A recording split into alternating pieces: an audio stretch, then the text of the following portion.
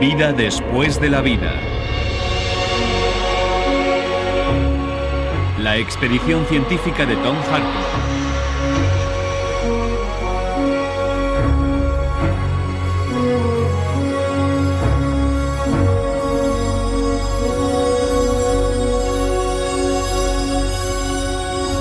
La reencarnación.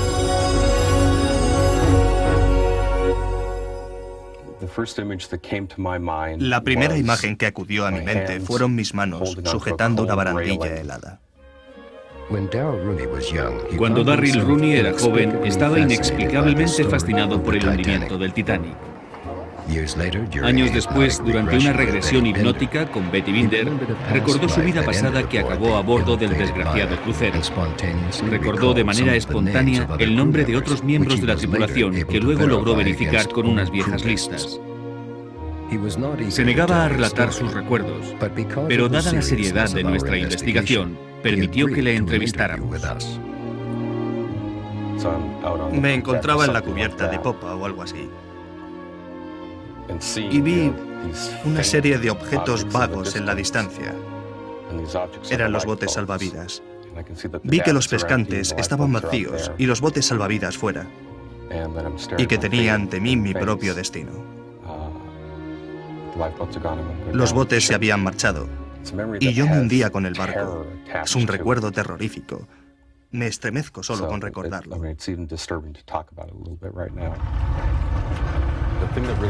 Lo que sí tengo grabado es el ruido de la madera crujiendo y crujiendo de una manera que no era habitual. Hacía un ruido tremendo al romperse. Me encontraba rodeado de confusión. Todo estaba patas arriba, el agua me azotaba.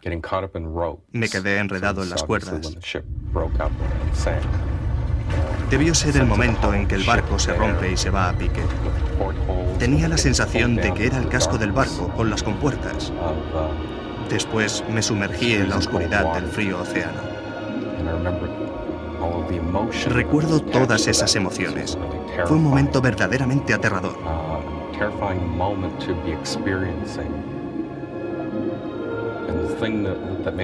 Lo más intenso de todo es que me estaba moviendo cuando, de repente, todas las emociones se esfumaron. Me preguntaron que a qué se debía y contesté que me había alejado de mi cuerpo. Así fue como lo sentí.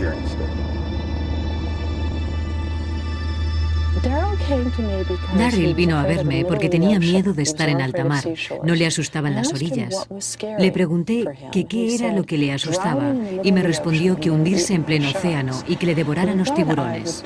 Pensó que a mí me extrañaría, pero no fue así. Se alegró mucho al ver que aceptaba naturalmente sus miedos.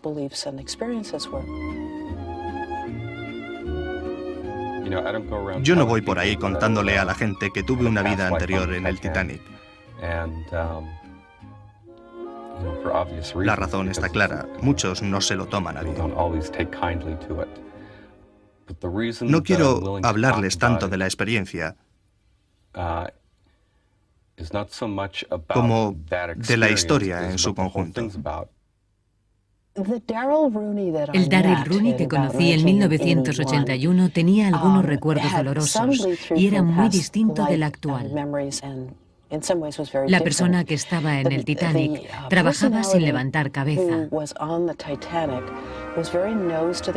Trabajaba en la sala de calderas y en su tiempo libre subía al bar para charlar con los amigos.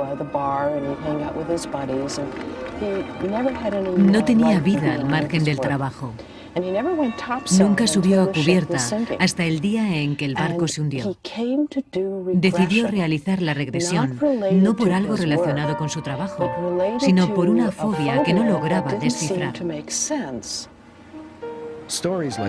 Relatos como los de Darryl Rooney convencieron a Tom Harper, teólogo, periodista y autor del bestseller Vida después de la vida, de que debía dedicarse especialmente al tema de la reencarnación.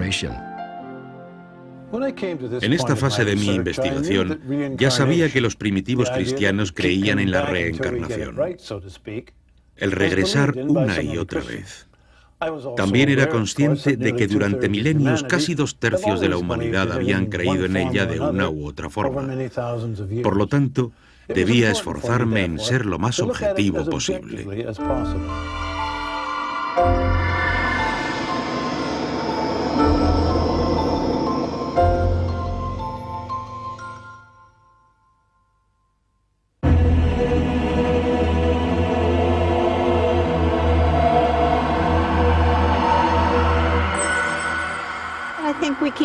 Volvemos una y otra vez para aprender nuevas enseñanzas. La vida es nuestro paso por una escuela, el sufrimiento número 103. En la Tierra hay demasiadas personas para que todas vayan al cielo. El cielo estaría abarrotado. Por eso creo que las personas se reencarnan.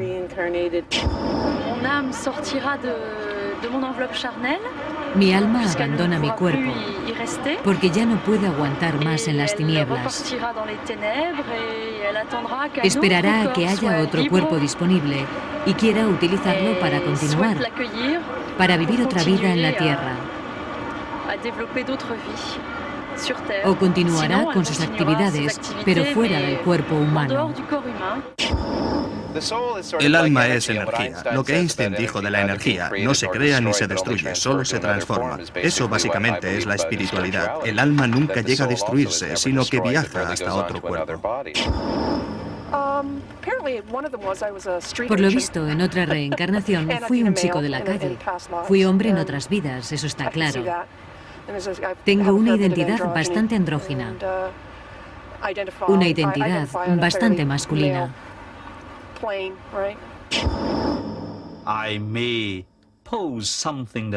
a plantear algo que puede llegar a inquietar a los creyentes o a los que piensan que solo existe una única vida. La reencarnación es por ahora la única respuesta racional que podemos dar a las injusticias y desigualdades de la vida. ¿Por qué uno nace ciego? ¿Por qué algunos nacen discapacitados? Mozart nació siendo un genio. A la edad de 4 años compuso su primera gran pieza musical. ¿Cómo se explica eso? Si existe un Dios que cree en la justicia y que nos creó a todos, ¿por qué iba a crear a unos mejor y a otros peor? ¿Por qué algunos disfrutan de la felicidad de la vida mientras otros sufren? Nuestra respuesta es la reencarnación.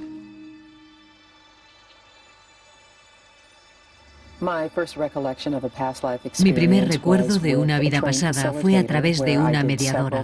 Pasé con ella varias sesiones y luego, una vez aceptada la idea de que los recuerdos podían revivirse, empecé a tener los míos propios de manera espontánea. El más importante para mí fue mi vida en Europa.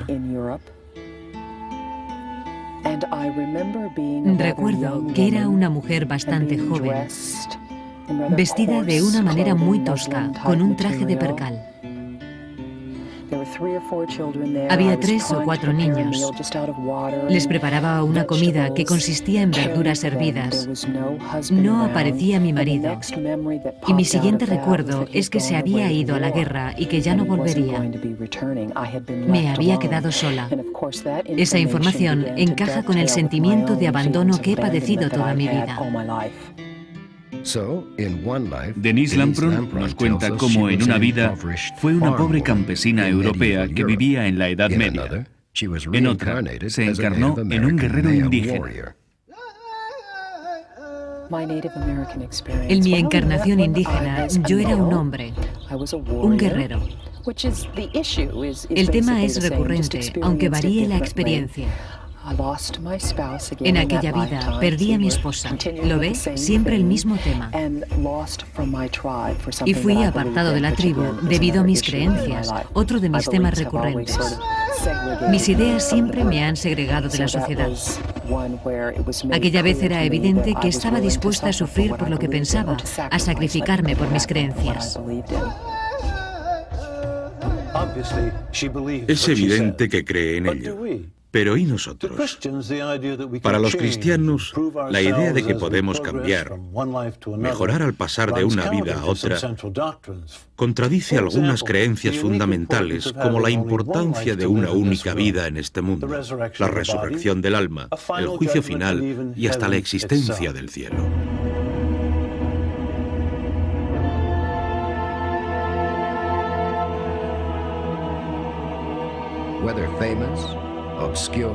Hay un sorprendente número de personas de toda creencia y condición que afirman haber vivido otras vidas anteriores.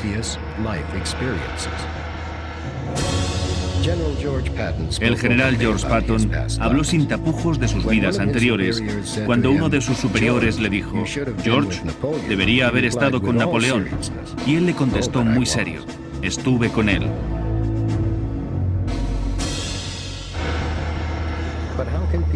¿Cómo asegurarnos de que hemos vivido anteriormente? ¿Cómo se produce el proceso? Actualmente, con la ayuda de un mediador. Betty Binder es la presidenta de la Asociación de Terapia e Investigación de la Vida Anterior.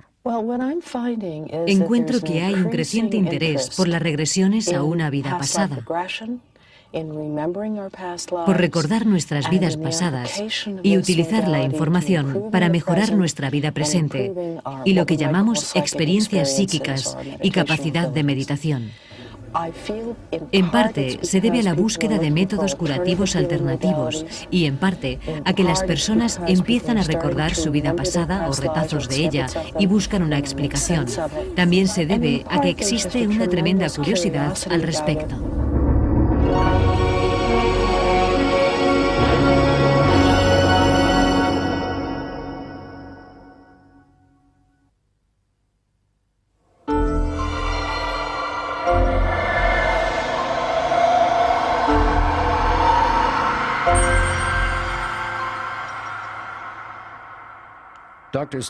El doctor Stanislav Grof empezó investigando la mente y la conciencia en Checoslovaquia para luego trasladarse al final de los 60 al Centro de Investigación Psiquiátrica de Maryland. Hoy ejerce en California. Cualquiera que investigue los estados de alteración mental con un espíritu abierto descubrirá experiencias potentes en una vida anterior. Se trata simplemente de una experiencia enclavada en el espectro de los estados de alteración. Encuentras personas con experiencias en siglos pasados, en otros países y cosas así, con recuerdos personales. No se limitan a la experiencia, es algo más personal. Yo fui esa persona. No es la primera vez que me ocurre. Las personas encuentran muchos vínculos con su vida presente y eso produce un efecto curativo. Se trata de simples observaciones. Interpretar esas observaciones como la supervivencia del consciente es una de las distintas teorías y muy buena.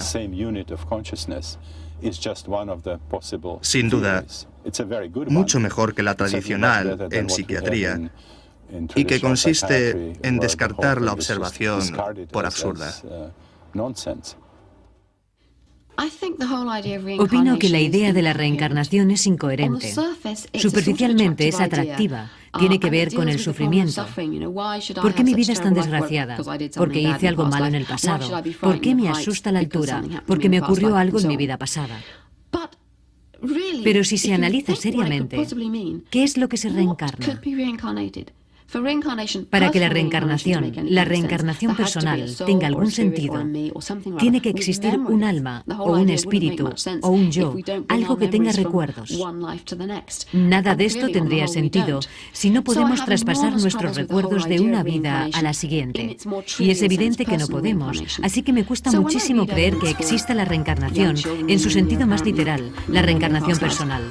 Así que cuando leo testimonios de niños en la India que al parecer recuerdan vidas pasadas, no consigo explicármelo. En gran medida, si fuera cierto, podría interpretarse como telepatía, clarividencia, si uno cree en ellas. Sea como fuere, las pruebas que existen de regresiones hipnóticas al pasado siguen sin convencerme. Ninguna ha conseguido convencerme de que existe una continuidad de una vida a otra. Pero otros investigadores contestarían a la doctora Blackmore señalándole pruebas sobre la reencarnación. El doctor Joel Wheaton, psiquiatra, catedrático de la Universidad de Toronto y autor de La vida entre la vida, aborda la cuestión.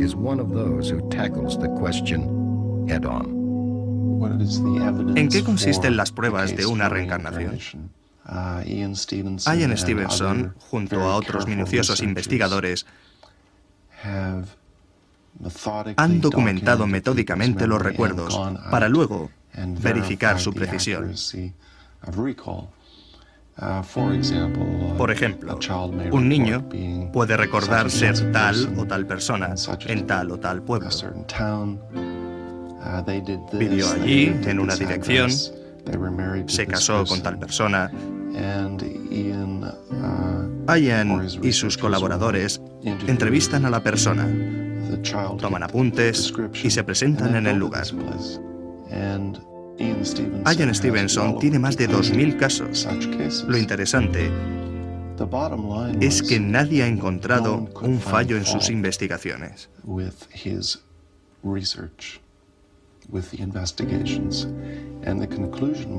La conclusión es que o se acepta la hipótesis, la idea de la reencarnación, o estás obligado a aceptar la hipótesis de la supertelepatía. En Occidente, ambas hipótesis son igualmente incomprensibles y poco plausibles, pero las pruebas están ahí.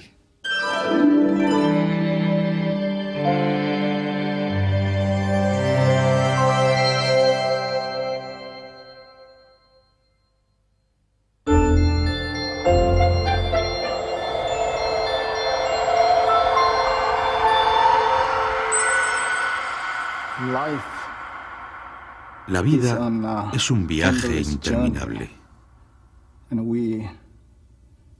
Los seres humanos somos viajeros. Esto es el samsara budista, o rueda de la vida. Representa el ciclo vital, la continua existencia, la sucesión de nacimientos, de existencias distintas.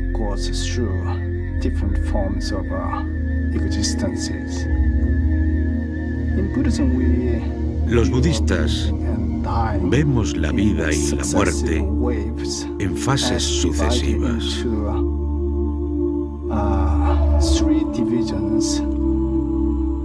Hay tres estadios: la vida presente, la vida futura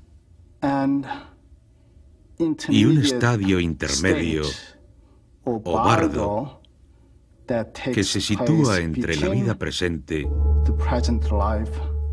y la futura. En otras palabras, es importante entender que para los budistas la vida y la muerte no son meros sucesos. La rueda de la vida suscita muchas cuestiones interesantes. ¿Retenemos en nuestra vida actual algún aspecto característico de nuestra existencia anterior? ¿Podemos elegir nuestra próxima reencarnación?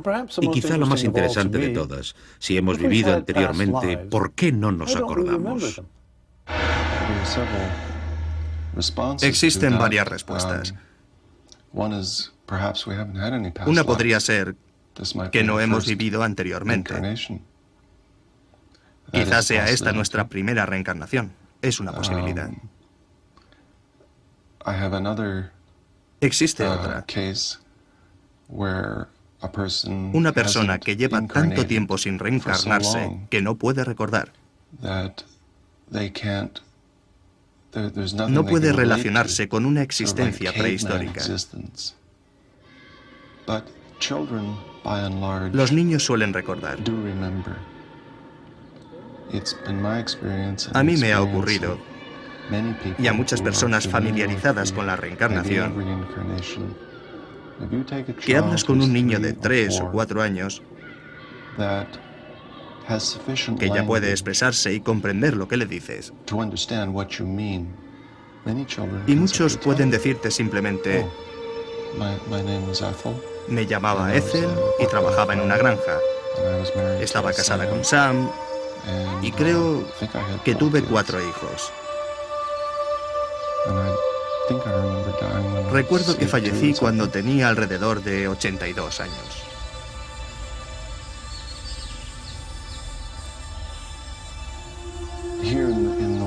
En Occidente, parece ser que cuando un niño empieza a ir al colegio, esos recuerdos se reprimen o desaparecen del consciente.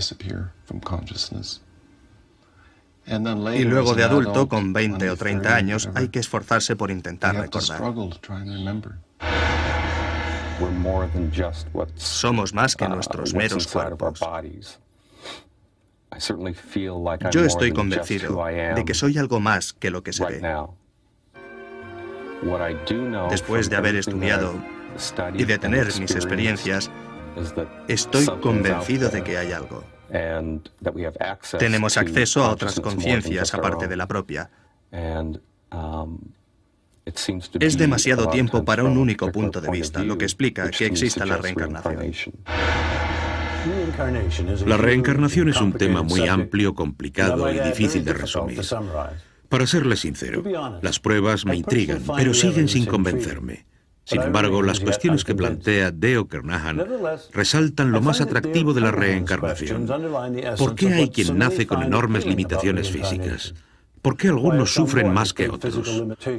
¿Cómo resolvemos las enormes desigualdades entre las personas? La reencarnación es sin duda una respuesta.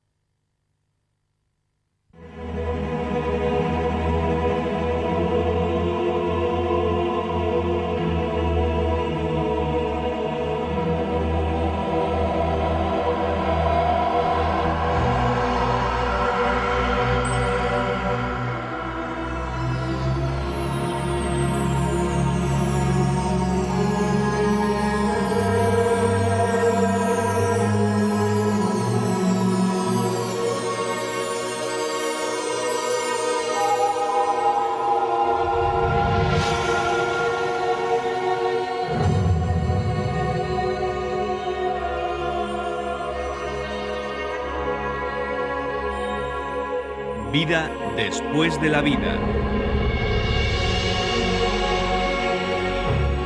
La expedición científica de Tom Harper.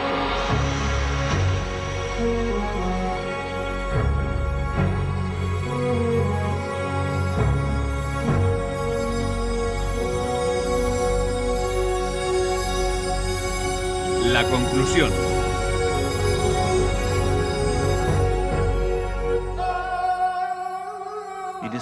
Cuentan que un amigo del profeta Salomón se encontró con el ángel de la muerte un día que paseaba por las calles de Jerusalén. El ángel de la muerte estaba muy enojado con él. Entonces se presentó ante el profeta Salomón y enseguida le solicitó ser trasladado a un lugar más seguro. Así que el profeta le envió a la India. Al cabo de un tiempo, Salomón se encuentra con el ángel de la muerte y le pregunta: ¿por qué asustaste a mi buen amigo? El ángel de la muerte responde: no le asusté, pero al verle me sorprendí, porque en mi libro está escrito que debía llevármele en la India. No entendía qué hacía en Jerusalén. Lo que demuestra que estés donde estés, la muerte te sorprenderá. Nadie puede escapar a la muerte cuando le llega el momento. Tras acumular una increíble cantidad de pruebas para su libro Vida después de la vida, el periodista, teólogo y escritor Tom Harpur sacó algunas conclusiones. Hemos llegado al último episodio de la serie, y a pesar de tanta investigación, solo podemos afirmar una cosa con total seguridad. Nadie logra salir de aquí con vida. Es la verdad que siempre ha sabido la humanidad. No le tengo miedo a la muerte, pero prefiero no estar presente cuando llegue. Woody Allen. En la era científica actual, muchas personas no se satisfacen con viejas verdades o sutiles engaños. Queremos más. Queremos conocer el destino, entenderlo, llegar a nuestra cita con la muerte teniendo cierta idea de a qué atenernos. Y en ciertos casos, incluso negarla y frustrarla. Casi todas las personas considerarán la criología como una solución extrema, claro. Además, la mayoría no podemos permitírnosla. La mayoría moriremos en casa, en un hospital o residencia, y alcanzaremos la paz lo mejor que podamos. En este último episodio, mientras evaluamos las pruebas, volveremos a revivir situaciones y testimonios de personas que contribuyeron a la investigación. Personas como Yves Benoit, que habló con nosotros 13 días antes de morir. Morir es regresar al universo, sin tener que hacer concesiones, sin tener que ganárselo a pulso. Hay otros que han observado el fenómeno de la muerte desde cerca para intentar descubrir qué nos ocurre al morir, si de verdad vamos a algún lugar, o si morir significa simplemente, como decía Shakespeare, yacer en frío encierro y pudrirte.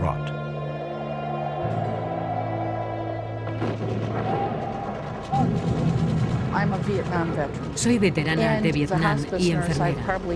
Es probable que haya visto más moribundos jóvenes que una persona normal.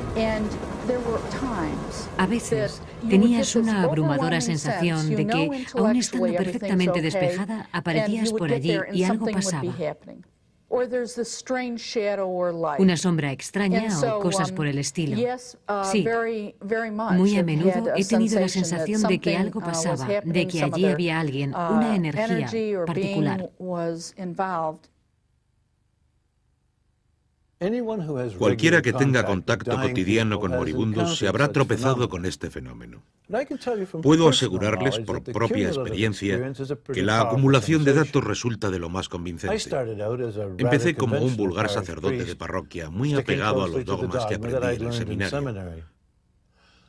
Por obligación, traté regularmente con los moribundos de mi parroquia y empecé a percibir ciertas cosas que antes jamás había imaginado. A menudo tenía la impresión de que en el cuarto había otra presencia. A veces, en los momentos previos a la muerte, la persona lograba salir del coma o sopor para reconocer que había visto a algún pariente que se acercaba. Recuerdo que una persona exclamó: «Es glorioso, glorioso». Así que es evidente que algo ocurre.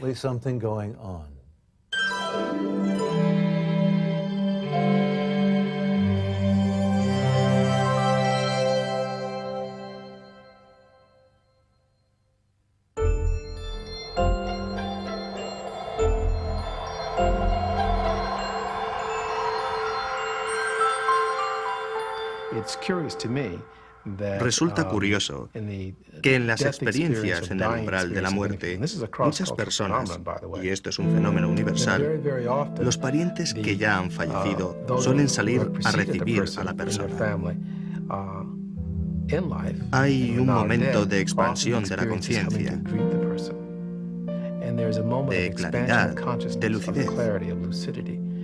Es un fenómeno universal. No lo causa la bioquímica, no es una alucinación. Es la psique que se prepara para efectuar la transición. Para efectuar la transición. Esa es la clave del asunto.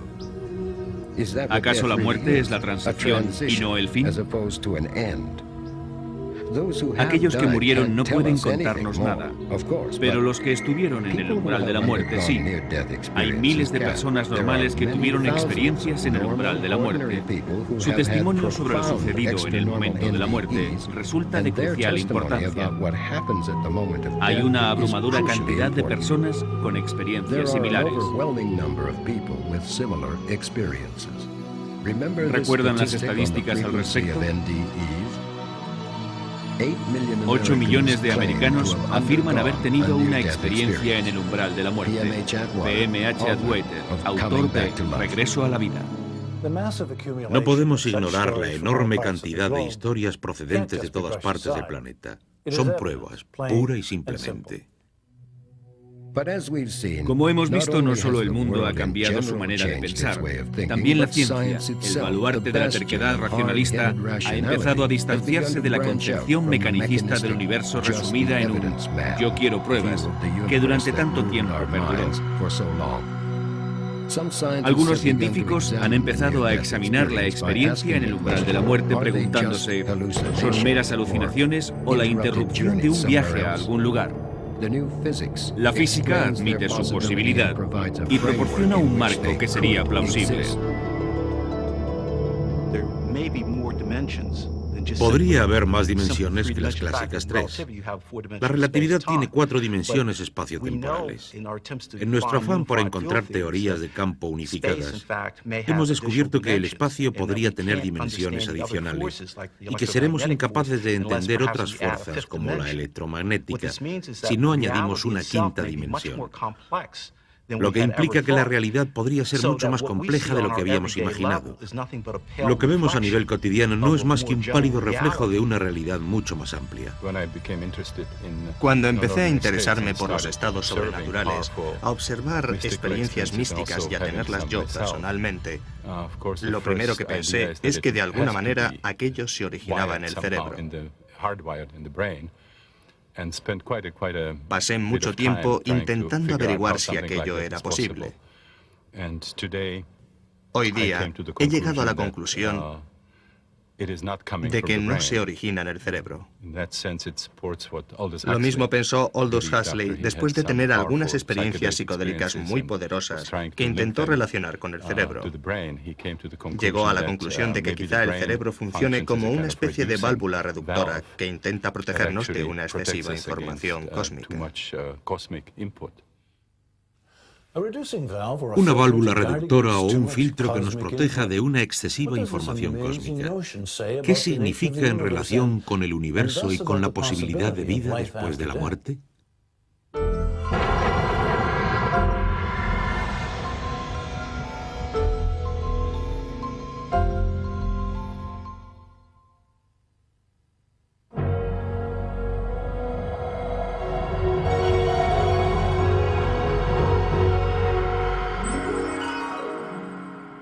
Ahora que estamos revisando testimonios, les pido que recuerden al Dr. Melvin Morse, un pediatra que pasó mucho tiempo estudiando a los niños con experiencias en el umbral de la muerte.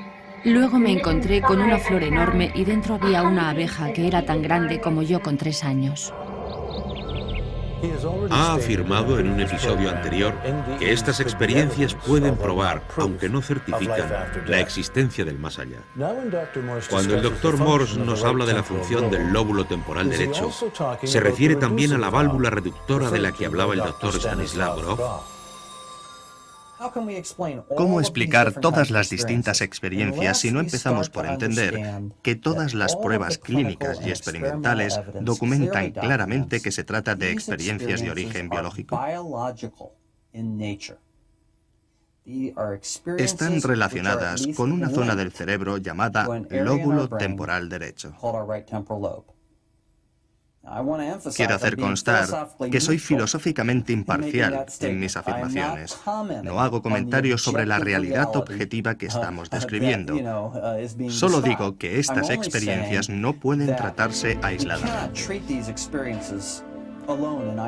No podemos decir que el más allá sea una alucinación causada por el dolor, que la premonición de la muerte sea un fenómeno extraño del que la ciencia no quiere ocuparse, que la experiencia de la muerte compartida sea un adorno cultural de unos pacientes que reaccionan así guiados por su dolor y demasiado influidos por un programa televisivo. No son teorías que puedan servirnos de explicación. Una teoría que sí puede servirnos de explicación es la comprensión de que nuestros cerebros tienen la capacidad de percibir otra realidad bien documentada, tanto experimental como clínicamente, a través del lóbulo temporal derecho. Arnold Mandel, el gran neurobiólogo, lo expresó mejor que nadie cuando afirmó que el reino de los cielos se encuentra en nuestro lóbulo temporal derecho. Una vez que entendamos ese simple hecho que lleva 80 años siendo documentado en la literatura médica, una vez que nuestra ciencia y nuestra espiritualidad empiecen a aclararse al respecto, entenderemos que en una amplia variedad de situaciones clínicas, nuestro lóbulo temporal derecho puede activarse y permitirnos tener esa experiencia.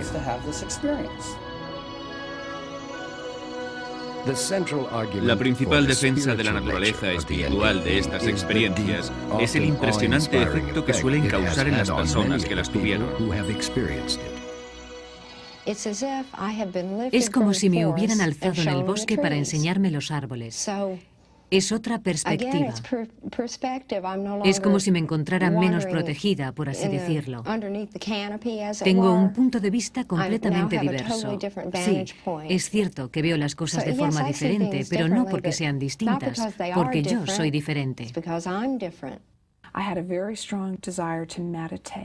Me siento muy atraída por la meditación, por el yoga. Anhelo una vida equilibrada. Con los años, a través de la meditación, he tenido una serie de experiencias místicas. Son muy habituales en las personas que han estado en el umbral de la muerte. No creo que yo sea excepcional o una verdadera mística, nada de eso. Me percibo a mí mismo como un ser espiritual tras ese accidente, que fue una experiencia humana.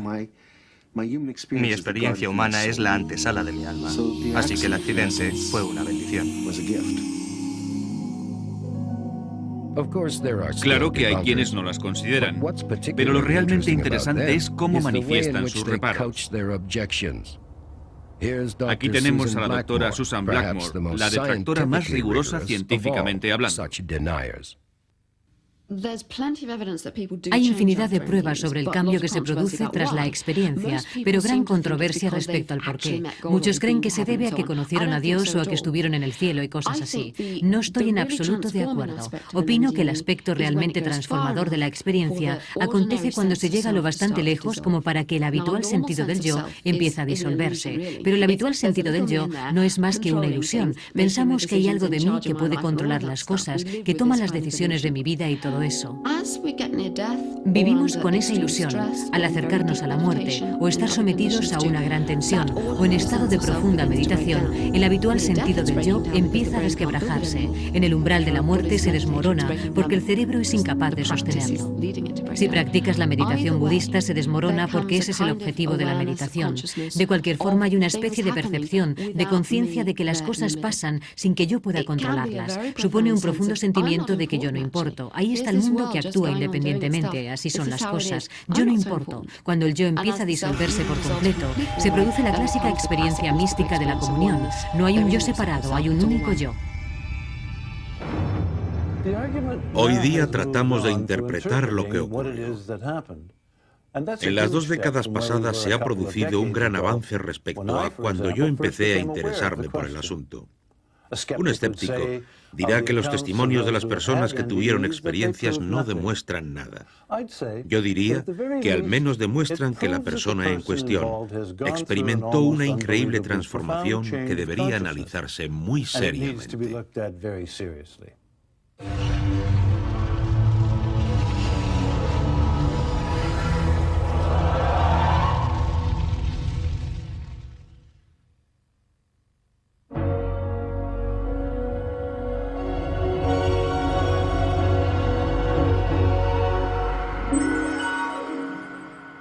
En esta serie hemos pretendido mostrarles que hay otros caminos de investigación además del testimonio personal. Al menos hemos analizado el enfoque psicoanalítico que abre nuevas vías sobre la posibilidad de otra vida después de la muerte. Jung dijo que el inconsciente creía en una vida después de la muerte. Él y sus seguidores registraron y analizaron miles y miles de sueños. En los sueños de las personas que estaban en el umbral de la muerte encontraron una afluencia de imágenes místicas arquetípicas asociadas con la muerte inminente, una cortina que cae, una vela que se extingue y cosas así. Imágenes clásicas en todas partes del mundo, a veces de naturaleza religiosa, lo que no es sorprendente. Después de todo, soñamos con imágenes reconocibles. Pero ahí está la clave del asunto. Según Jung, las imágenes también eran una demostración de que el inconsciente creía que la vida, de alguna manera, continuaba tras la muerte de la persona. Cory Bellard murió de leucemia con 9 años. La asistente social con quien habló antes de morir recuerda algunos de sus extraordinarios sueños. En sus sueños atravesaba un arco iris y llegaba a un lugar agradable y encantador que llamó Tierra del Verano. Allí había un castillo de cristal y estaban otros niños que había conocido durante su tratamiento contra el cáncer. Le encantaba ir a la Tierra del Verano y cada vez pasaban más y más tiempo en esos sueños, hasta que percibió que su familia estaba preparada emocionalmente para aceptar su decisión de marcharse definitivamente. Con gran determinación se lo anunció a los médicos. Dijo: estoy listo para morir, no quiero pasar por más tratamientos. Ellos aceptaron, le mandaron a casa y murió en brazos de su mamá el día de la madre.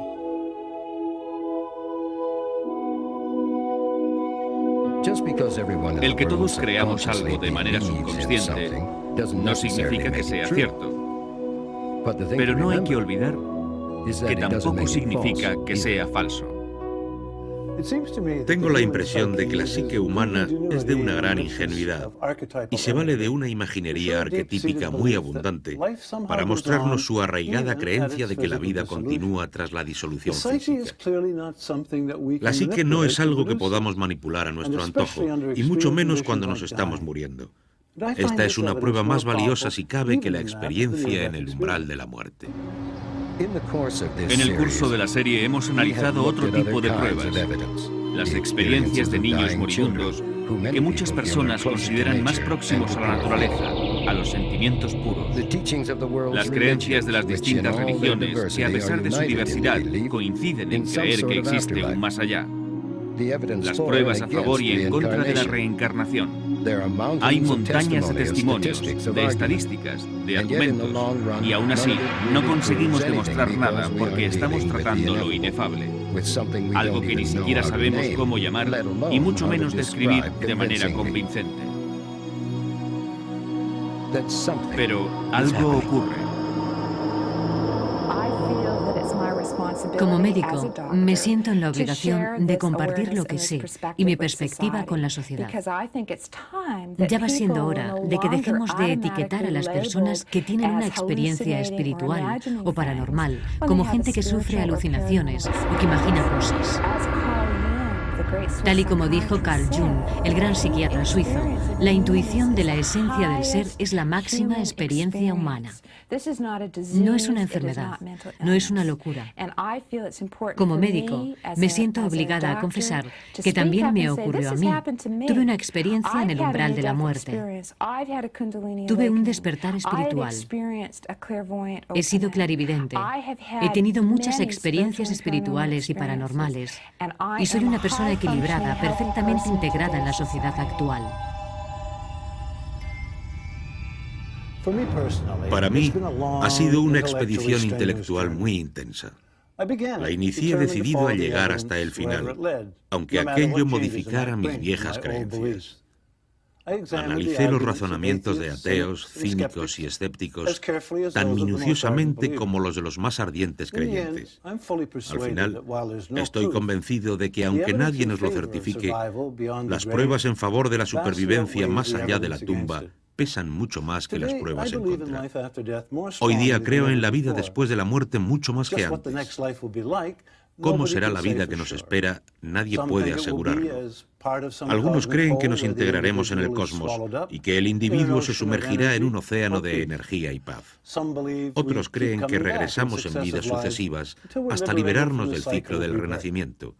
Es evidente que cada uno sacará sus conclusiones. Mi conclusión es que al morir, nuestro verdadero yo se traslada a otra dimensión de existencia donde están nuestros seres queridos y una realidad que llamamos Dios. Puede que las experiencias en el umbral de la muerte nos den alguna pista de cómo será esa nueva vida. Yo solo sé que estoy de acuerdo tanto con San Pablo como con el Dr. Carl Jung. La imaginación humana no puede iniciar la evocación del asombroso viaje que nos espera al otro lado.